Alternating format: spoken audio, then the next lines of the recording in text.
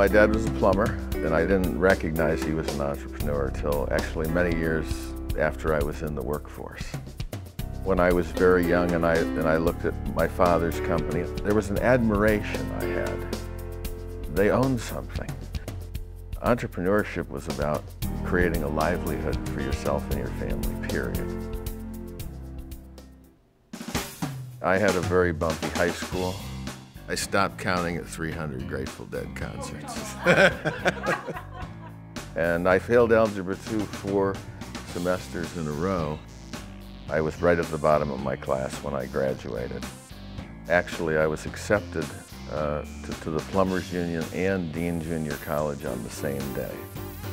And my father said, "You can always be a plumber, you know how to do that, why don't you try that college thing?"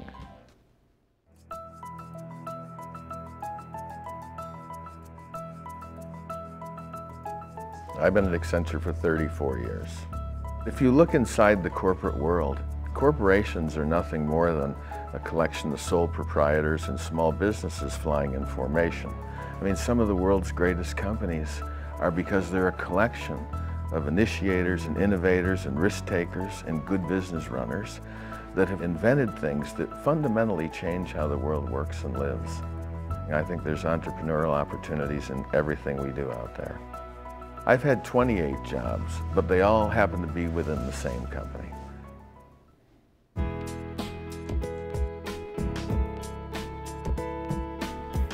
My dad was absolutely my role model.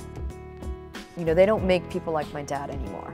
He was the one who, when I was young, said, "Practice leadership. Go for it. Why not? What do you have to lose?" I have always been obsessed with shoes. My first job coming out of business school ended up being at an athletic company, Reebok. My obsession went to like a crazy level. I actually had already started working on my own collection. Then all of a sudden I started getting calls from Tommy Hilfiger. And I'll never forget, one night I was talking to my husband and he said, "Well, let me ask you a question. Is your next job going to be the president of Tommy Hilfiger? Or would you rather be Tommy Hilfiger?" And I said, "Tommy Hilfiger." And he said, "Well, you better get busy." I had a vision.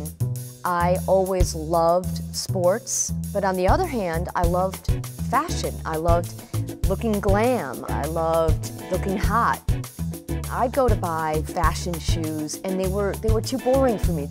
Why can't I get the sizzle and the colors and the fun of my, my athletic shoe and combine it with my dress shoe? Just imagine if a Manolo Blahnik and a Nike had a baby, what would it look like? So I made the first collection. Now what? I used to take a bag of shoes. I would find a way to get it to Jeffrey, New York. I befriended the sales guys. I was not taking no for an answer. I really want the brand to be an option for girls. I represent girl power and feeling good about yourself and feeling gorgeous. I'm really excited about who wears my shoes, like Alicia Keys, Beyonce, Lady Gaga. Just pick up Us Weekly or People. There's a good chance my shoes are in there.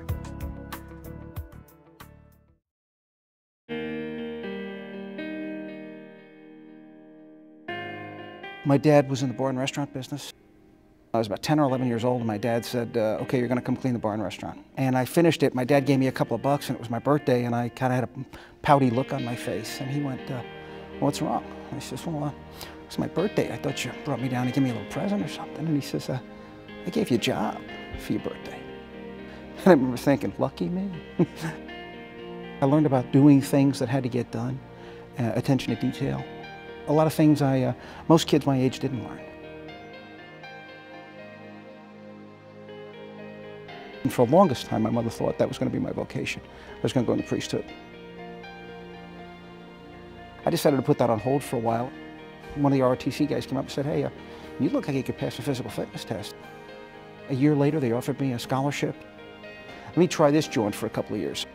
And then I was given command of 2 different companies. I was sent from Washington, D.C. to the Army Materiel Command's operation in Rock Island, Illinois. And then 9/11 happened. And this contingency command I had to flex and adapt itself from being a contingency command to now being an operational command.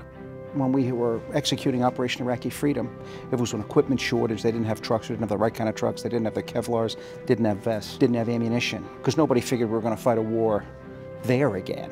Then we got to the fight. Saddam Hussein left the field very quickly. In 3 weeks, we were up in Baghdad. So now you've got a couple 100,000 pissed off guys with weapons walking around. So now our tanks are going down the street, and these insurgents are throwing grenades and setting IEDs off. So we had to go from going in, fighting the fight, and leaving, to going in, fighting the fight, setting a stance, and building up a government that there had not been one there. And it's two very different sets of skills you bring to the table. We had to learn an awful lot of lessons, and some of them we had to learn the hard way. My mother still to this day goes to daily mass. Her girlfriends say the rosary. They have had a rosary every day I've been deployed, and they would not stop saying the rosary till I came home to say the rosary with them.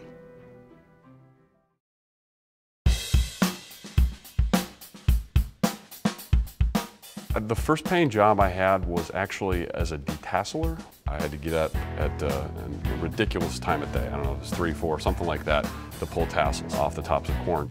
It was a way to get a check in your pocket at a really young age. My first occupation was as a professional football player, and coming out of a small school at the University of South Dakota, you really have to find your way into the league. They're not going to find you. You have to learn how to sell yourself. I think that's something as an entrepreneur you're constantly doing. They give you a swing, and I think you go in and you prove yourself. In a matter of days, I'm covering Marshall Faulk one-on-one, not pooping my pants, which is a good thing. I actually played one season late in my career with the New York Jets with a badly mangled foot. And I played all 16 games on the thing. I really had to gut it out. There are some things that seem daunting that you can overcome, and there's some value to prove that you can get through it.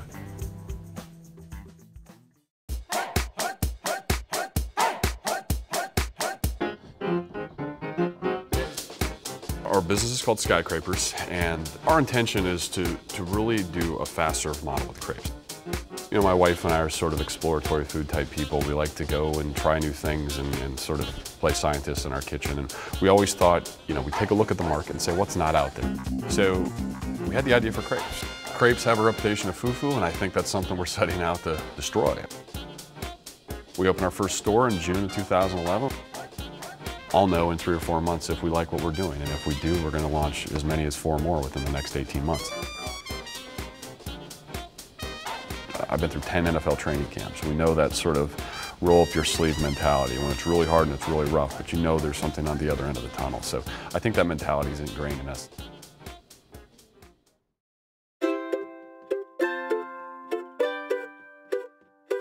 My entrepreneurial spirit definitely was born with my grandparents.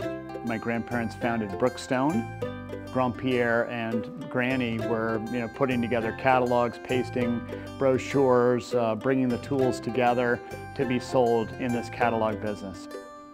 When we started Preserve, there were very few companies sourcing recycled materials. We started the company in essence to reuse Earth's resources. I'm someone who is utilitarian. Finish the entire meal on your plate and don't get it down to the table until you're done with it. I learned my New England resourcefulness from my family. You appreciate everything you have and you use it as thoroughly as you can before something's wasted. The most popular Preserve product is definitely the Preserve toothbrush. It's iconic. It's been around since the start. It was our first product. I would like Preserve to be a global brand, a global consumer products company. My name is Bill Green. Ruthie Davis. Matt Chatham. Vincent Bowles. Eric Caldwell Hudson. I'm the chairman of Accenture. Rad Design Inc. Our business is called Skyscrapers. I'm the president of Vincent E. Bowles Incorporated. Founder and CEO of Preserve.